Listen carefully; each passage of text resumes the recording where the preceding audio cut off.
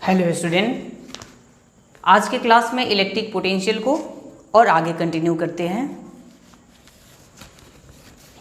तो next heading डालिएगा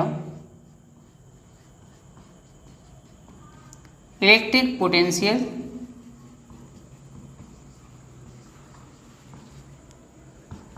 due to a ring. एक रिंग के वजह से electric potential having charge q and radius a, having charge q and radius a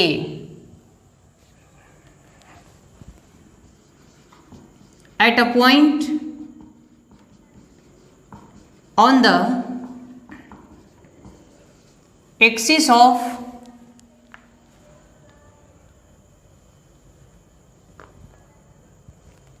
ring at a distance x from the center of ring।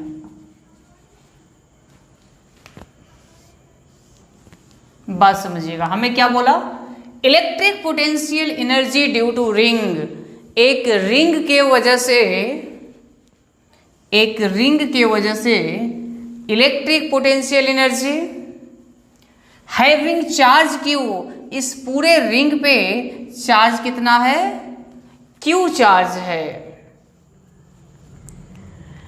फिर बोला radius ए, इस ring का radius ए है। At a point on the axis, axis के किसी point पे offering at a distance x from the centre, ring के centre से कितने डिस्टेंस पे? एक्स डिस्टेंस पे। इस पॉइंट पी पे इलेक्ट्रिक पोटेंशियल फाइंड करना है। क्या फाइंड करना है? Electric potential. तो हम क्या करेंगे कि यहां पे एक छोटा सा चार्ज कट किए डी क्यू, ठीक है, और यहां से यहां तक का डिस्टेंस बताइएगा। ये है x, ये है a, तो under root a square plus x square. Electric potential का फॉर्मूला होता है K Q upon R. Electric potential का फॉर्मूला होता है के क्यू अपॉन आर। तो छोटे से चार्ज के कारण छोटा सा इलेक्ट्रिक पोटेंशियल होगा।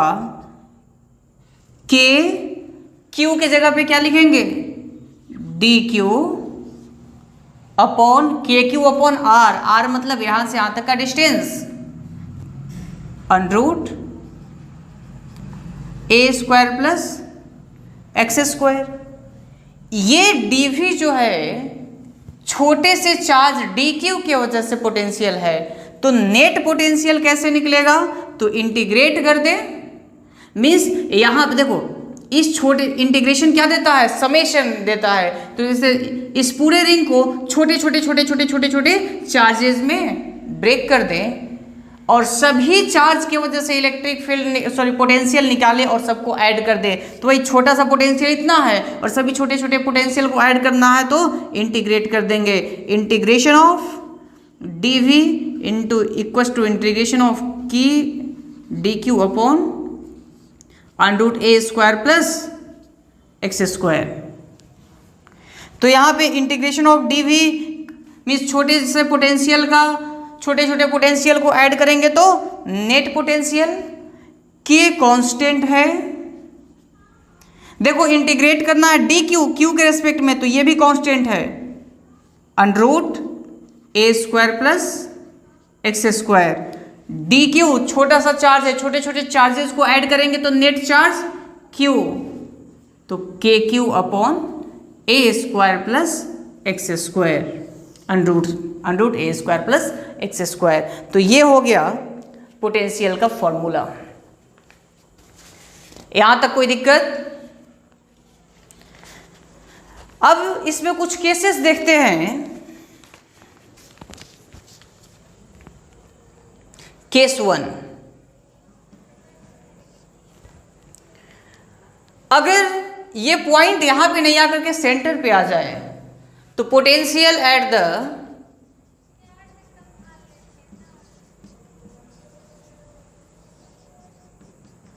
सेंटर ऑफ द रिंग, ठीक है। अब देखिएगा ये पॉइंट मतलब यहां पे पोटेंशियल नहीं बता करके कहां पे, सेंटर पे। अगर ये पॉइंट सेंटर पे चला जाए तो ये x का वैल्यू क्या हो जाएगा, 0, मतलब यहां पे x का वैल्यू 0। अगर x का वैल्यू 0 तो इसमें x की जगह पे 0 रख दो, तो पोटेंशियल क्या हो जाएगा सेंटर पे, KQ अपॉन ये तो 0 √a², √a² क्या होता है a, तो पोटेंशियल जो है ना सेंटर पे KQ अपॉन a हो जाएगा।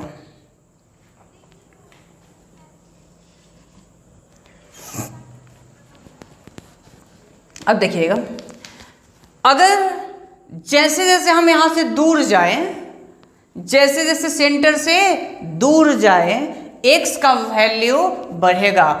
x यहाँ डिनोमिनेटर में है, तो डिनोमिनेटर अगर बढ़ेगा तो ओवरऑल वैल्यू पोटेंशियल का कम होगा। मीन्स हम जैसे जैसे दूर जाएंगे ना सेंटर से, वैसे वैसे पोटेंशियल का वैल्यू डिक्रीज करेगा, ठीक है।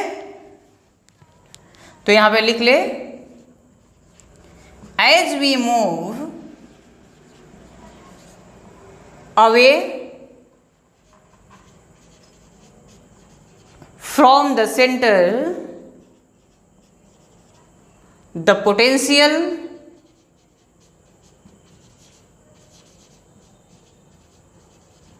डिक्रीजेस।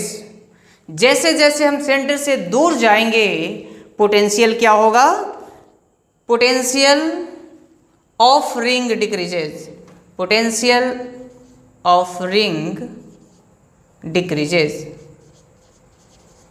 ठीक है। कि जैसे जैसे हम सेंटर से दूर जाएंगे वैसे वैसे पोटेंशियल घटेगा। इसी में अगला पॉइंट,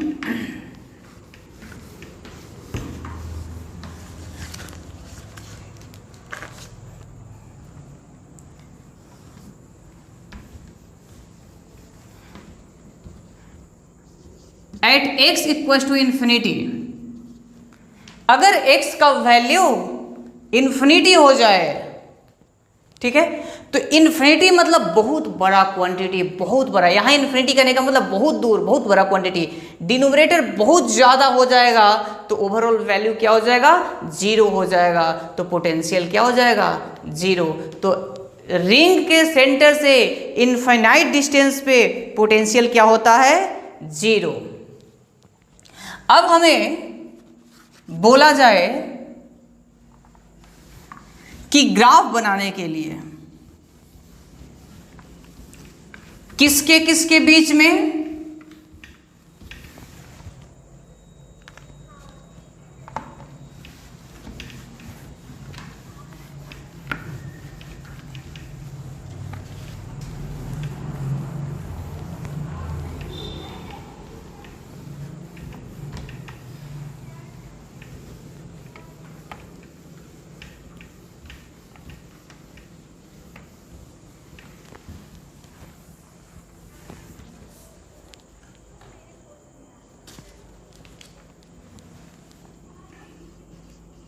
तो graph of potential versus x, ठीक है। तो सेंटर पे अगर यहां पे रिंग है तो रिंग के सेंटर पे पोटेंशियल सबसे ज्यादा होता है, उसके बाद पोटेंशियल कम होता है, और ये 0 कहाँ होता है, इन्फिनिटी पे जाकर के 0 होता है। और यहां पे क्या हो जाएगा, KQ अपॉन A, टच नहीं कराएंगे। तो ये हो जाएगा ग्राफ किसके लिए, रिंग के लिए, पोटेंशियल और x के बीच में। यहाँ पे ये पोटेंशियल इधर बढ़ रहा है और इधर x बढ़ रहा है, पोटेंशियल और x के बीच का ग्राफ। पोटेंशियल को डिफरेंशिएट करने पे लिख लीजिएगा ये बात, आप लोग जानते भी हैं कि पोटेंशियल को डिफरेंशिएट करने पे क्या आता है, इलेक्ट्रिक फील्ड आता है। पोटेंशियल को डिफरेंशिएट करने पे इलेक्ट्रिक फील्ड आता है। तो यहां पे पोटेंशियल का फॉर्मूला आया KQ upon A² plus x²। तो अगर इसे भी डिफरेंशिएट करें तो क्या आना चाहिए, इलेक्ट्रिक फील्ड आना चाहिए। तो डिफरेंशिएट करने के पहले इसको थोड़ा सा तरीके से लिख लेते हैं। KQ, देखो रूट का मतलब पावर 1/2 और जब ऊपर जाएगा तो नेगेटिव A² प्लस x² का पावर -12। इसे डिफरेंशिएट करना है dV/dx। ये करने का जरूरी नहीं है, जो चाहते हैं वो करके देख सकते हैं, अदरवाइज बस आप फॉर्मूला जाने और कुछ नहीं।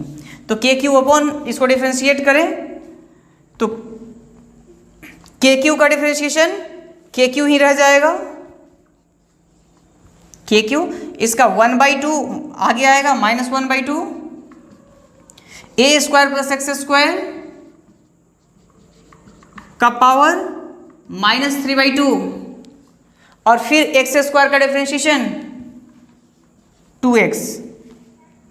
तो यहां से आ गया dV/dx minus KQX upon A² plus x² का पावर 3/2। और इलेक्ट्रिक फील्ड क्या होता है, माइनस dV/dx, इसी में नेगेटिव लगा दो, यानी KQX upon A² plus x² का पावर 3/2। ठीक है, आई थिंक ये पॉइंट क्लियर होगा। ये सब तो हम आपको करके बस दिखा दिए, लेकिन इतना आप करके समय वेस्ट ना करें। आपको बस ये सीखना है कि पोटेंशियल को डिफरेंशिएट करते हैं तो इलेक्ट्रिक फील्ड आता है, उसमें नेगेटिव लगा देंगे तो ठीक है। और ये चीज़ हम लोग पहले देख चुके हैं।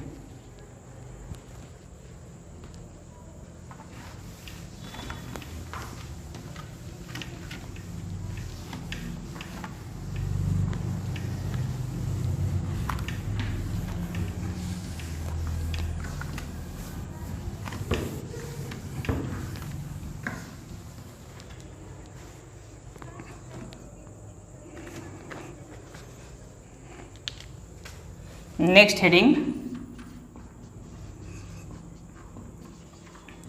पोटेंशियल डिफरेंस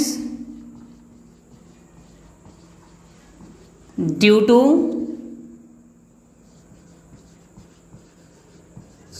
infinitely long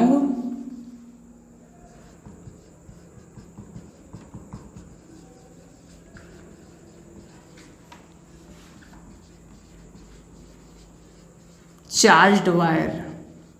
ठीक है, एक इनफाइनाइटली लॉन्ग वायर है, इस पे लीनियर चार्ज डेंसिटी लेमडा है। ये गिवन है कि लीनियर चार्ज डेंसिटी लेमडा।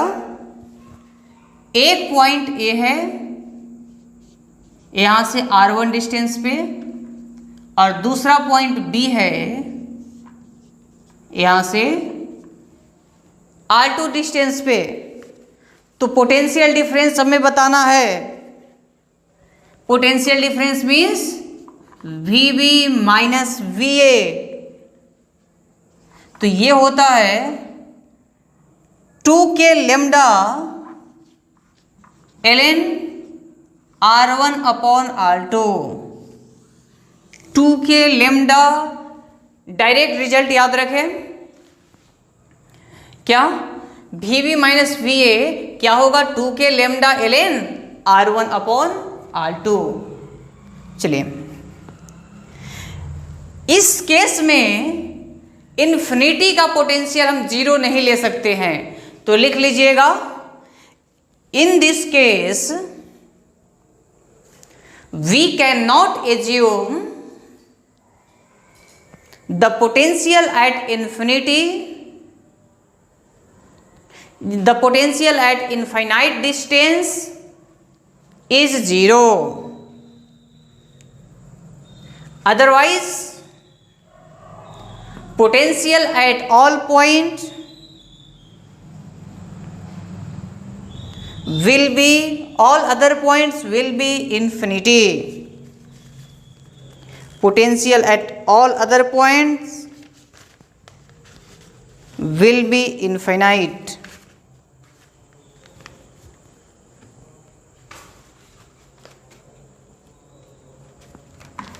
चलिए नेक्स्ट देखते हैं।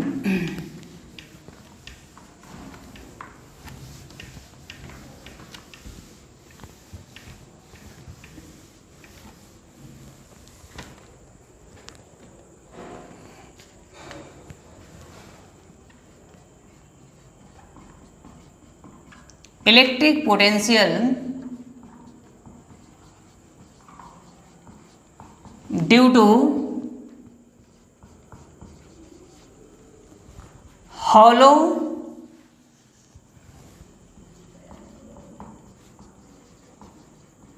uniformly charged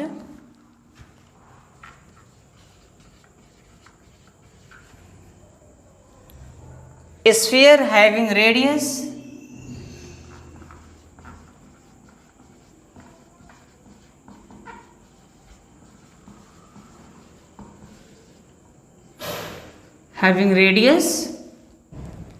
a, ठीक है,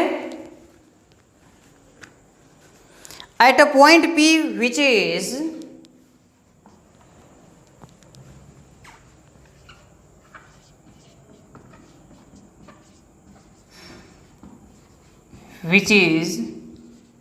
x distance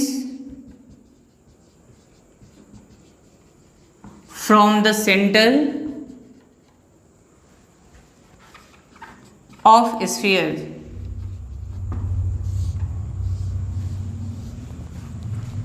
ठीक है,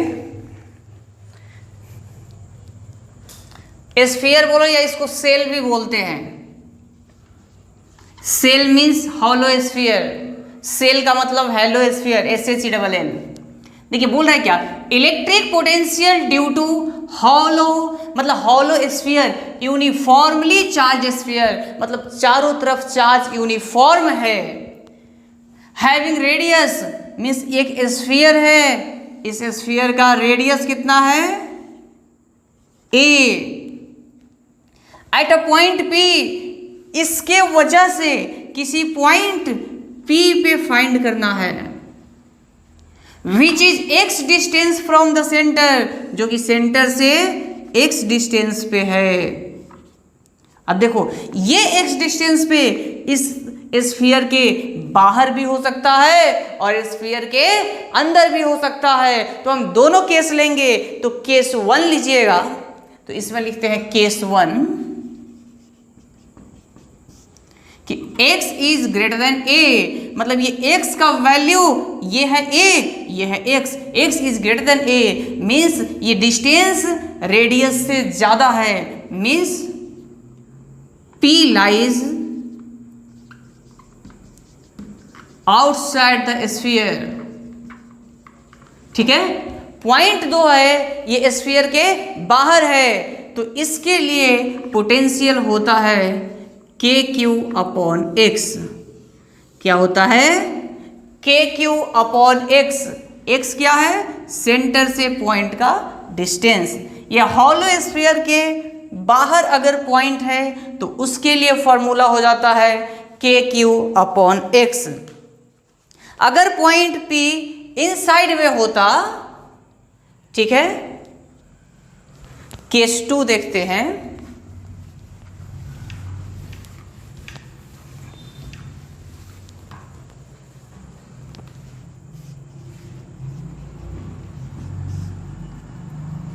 x is less than a, ये है x, सॉरी ये है a रेडियस और इससे छोटा है x, ये मीन्स ये पॉइंट P है, P lies inside the sphere. इसका मतलब क्या है कि ये पॉइंट अगर a से छोटा है ना x, यानी स्फीयर के अंदर है, इस समय पोटेंशियल का फॉर्मूला होता है KQ/A मीन्स के क्यू अपॉन रेडियस। जब पॉइंट बाहर होता है तो के क्यू अपॉन एक्स बाहर वाला डिस्टेंस, अदरवाइज के क्यू अपॉन रेडियस, रेडियस जो ए है वो होता है। एक बात समझना, के का वैल्यू कांस्टेंट है, क्यू भी चार्ज जो होगा वो कांस्टेंट होगा, ए क्या है, ए क्या है, रेडियस, रेडियस भी कांस्टेंट होगा। मतलब कि पोटेंशियल कहीं भी अंदर कहीं भी देखो हर एक जगह क्या होगा, सेम होगा। तो लिखिए potential is constant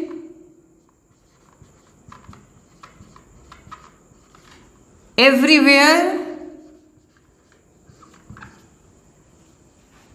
inside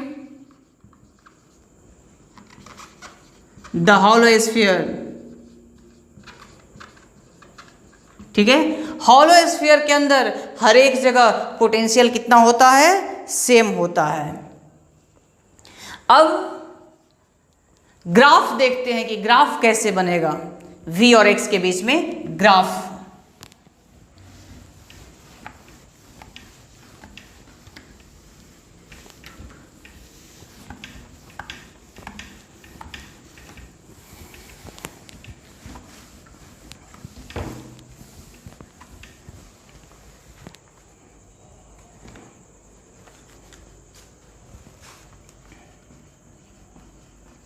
graph of v versus x,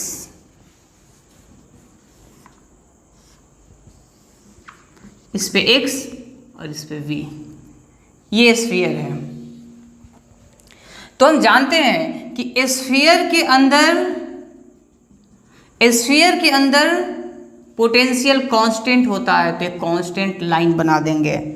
और कितना, के क्यू अपॉन ए होता है, कितना, के क्यू अपॉन ए। और इसके बाद के क्यू अपॉन एक्स, यानी ये v equals to K Q upon x.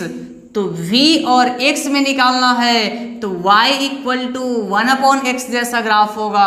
तो 1 अपॉन एक्स का ग्राफ इधर बनाएंगे और 1 अपॉन एक्स का ग्राफ इधर बनाएंगे, रेक्टेंगुलर हाइपरबोला। बात समझ में आया क्या? इधर होता है K Q upon x, v equal to K Q upon x, तो 1 अपॉन एक्स बचा ना, 1 अपॉन एक्स, तो इसलिए 1 अपॉन एक्स का ग्राफ। चलिए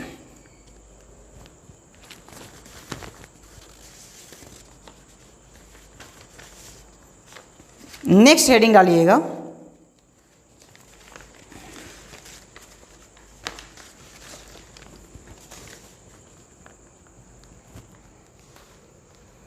हॉलो स्फीयर की वजह से देख चुके, सॉलिड स्फीयर भी बचा हुआ है।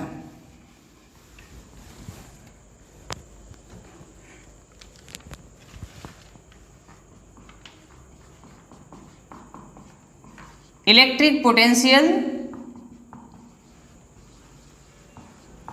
Due to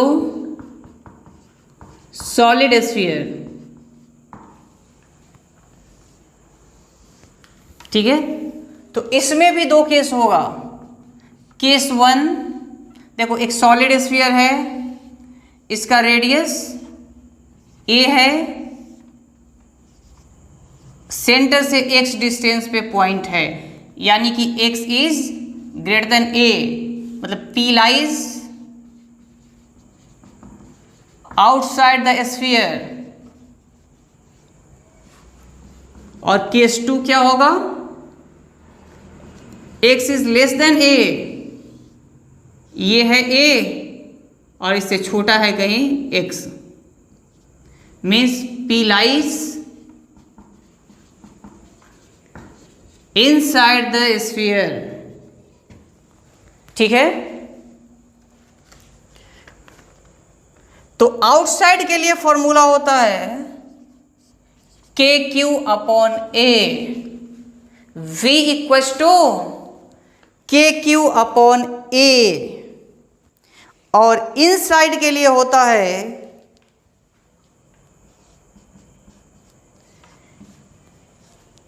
K Q into 3a square minus x square, 3a square minus x square divided by 2a³ divided by 2a³। तो याद रखिएगा फॉर्मूला कि अगर पॉइंट बाहर हो तो ये, अगर पॉइंट सॉलिड स्फीयर के अंदर हो तो ये फॉर्मूला हम लगाते हैं।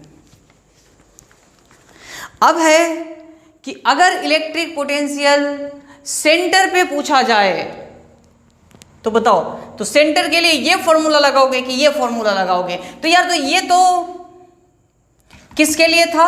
आउटसाइड के लिए। अंदर वाला फॉर्मूला लगाएंगे ना, इनसाइड वाला फॉर्मूला लगाएंगे।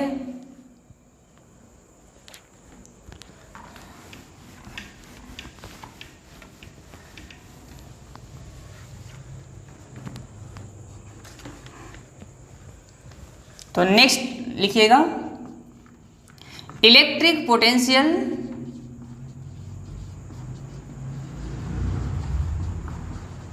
एट द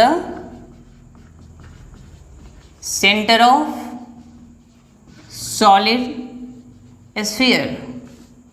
सॉलिड स्फीयर के सेंटर पे, अगर ये सॉलिड स्फीयर के सेंटर, देखो अंदर में है तो ये छोटा छोटा करते करते यहाँ पे आ जाएगा तो सेंटर पे हो जाएगा, यानी x इक्वल टू 0। तो इसी में x के जगह पे 0 रख दो तो क्या बनेगा? इस वाले फॉर्मूला में x के जगह पे 0, x का वैल्यू कितना हो जाएगा? 0, तब तो पॉइंट सेंटर पे आ जाएगा।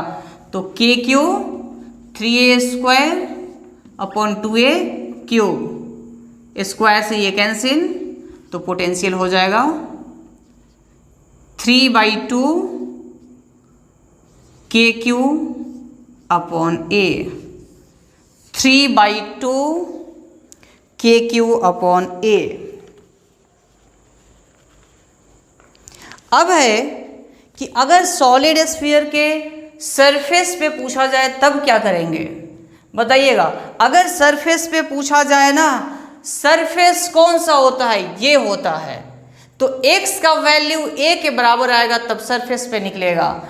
तो next, electric potential at the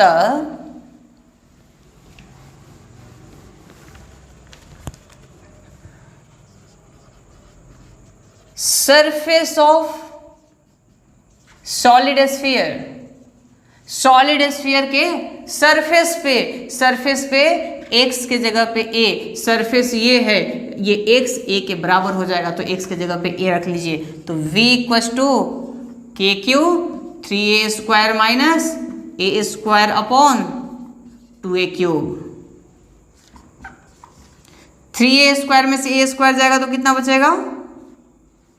2a² और नीचे 2a³, 2 से 2 कैंसिल, a² से ये cancel, means KQ upon A, जो KQ अपॉन A। ठीक है, तो KQ अपॉन A कहाँ के लिए था?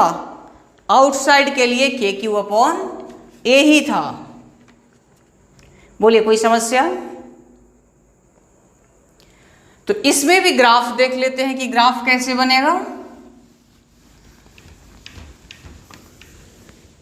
किसके किसके बीच? पोटेंशियल और x के बीच में graph.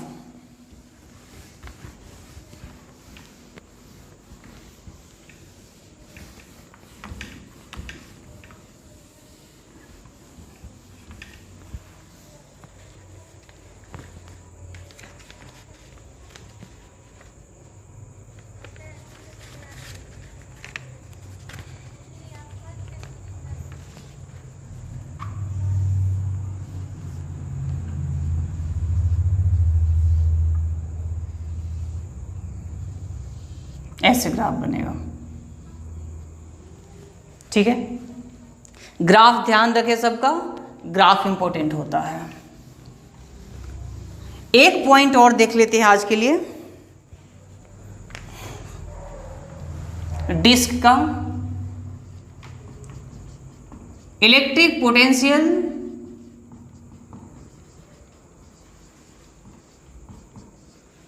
Due to a disc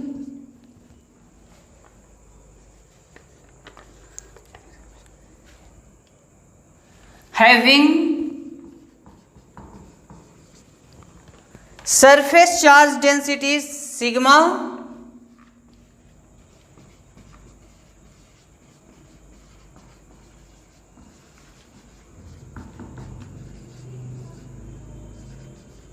and radius a, surface charge density दिया हुआ है, रेडियस दिया है, at a point P on the axis of disk at a distance x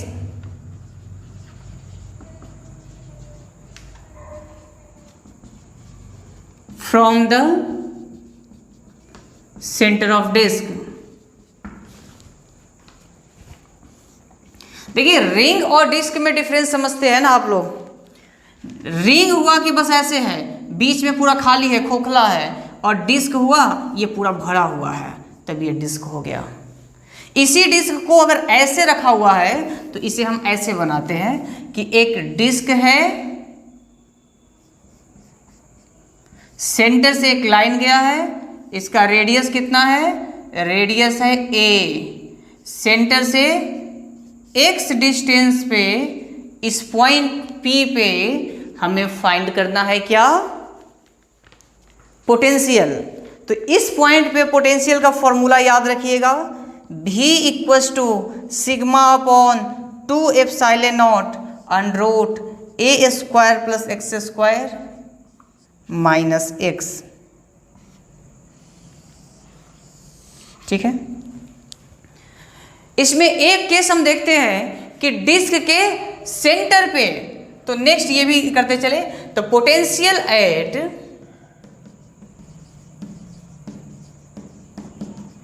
centre of the disc, तो disc के सेंटर पे ये x इधर इधर घसकते जब जीरो हो जाएगा तब ये सेंटर पे पहुंचेगा। तो सेंटर पे क्या हो जाएगा, x का वैल्यू 0, तो यहाँ 0 रख दो, तो v equals to sigma upon 2 epsilon naught under root a square, ये 0 ये 0, अंडर रूट a स्क्वायर कितना होता है a, तो v equals to sigma a upon 2 epsilon naught.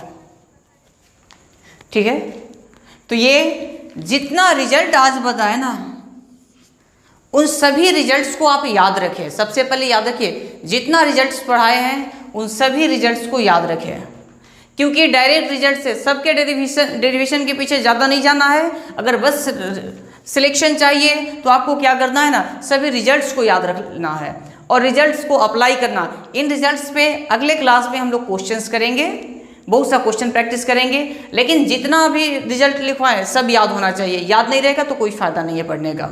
ठीक है, तो नेक्स्ट क्लास में आगे का पार्ट कंटिन्यू करेंगे। Thank you.